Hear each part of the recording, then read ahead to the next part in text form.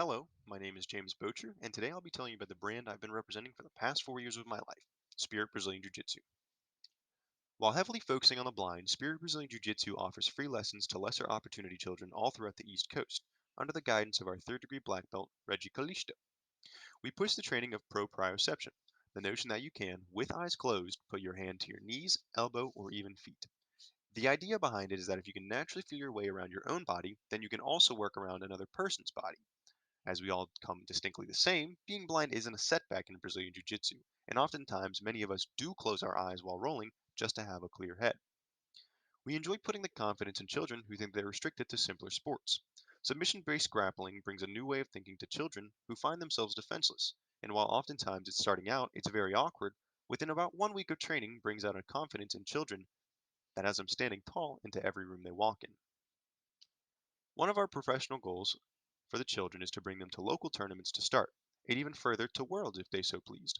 Disabilities often don't count you out from competing in regular competitions, with the exception of some mental handicaps under International Brazilian Jiu-Jitsu Federation.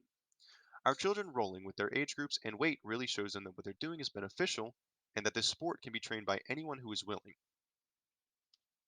I'd say that our team can easily claim patience above else as a personal strength. These children take time and can become frustrated very easily at their own progress. What we do is train repetition until they simply becomes muscle memory for their movements. And to an unseeing child, this is a daunting task to take on. They have to focus on their weight distribution and balance like never necessary before for the blind. They're learning to grab clothes at specific spots around the body, and that accuracy isn't something they start with either. Keeping their hands on the body at all times helps from flailing, as well as familiarizes the children with another person as a target. Of course, this all takes consistency and time. You cannot put a child down for learning a new skill so outlandish to them that it seems unattainable. So once again, patience must come for us before all else. To give more insight as to what we do as a traveling Brazilian Jiu-Jitsu organization, I like to use one of the world's largest traveling gyms, the Brazilian Jiu-Jitsu Globetrotters, as an example. While under the pandemic, most traveling is currently barred. However, much like we do with Brazilian Jiu-Jitsu Globetrotters, traveling around the world, stopping in towns, setting up events, and offering free lessons wherever they travel through.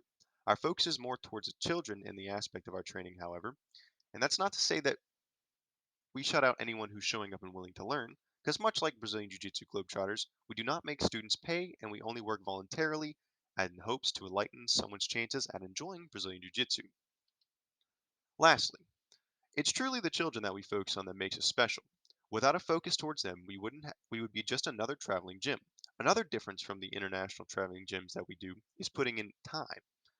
While many others stay in locations and hold camp for about 1 to 3 weeks, we settle in and we hold for about 1 to 2 months in new locations, out of gyms or anywhere that lets us practice. It helps us focus on the children who need the time to really get that Brazilian Jiu Jitsu bug into them.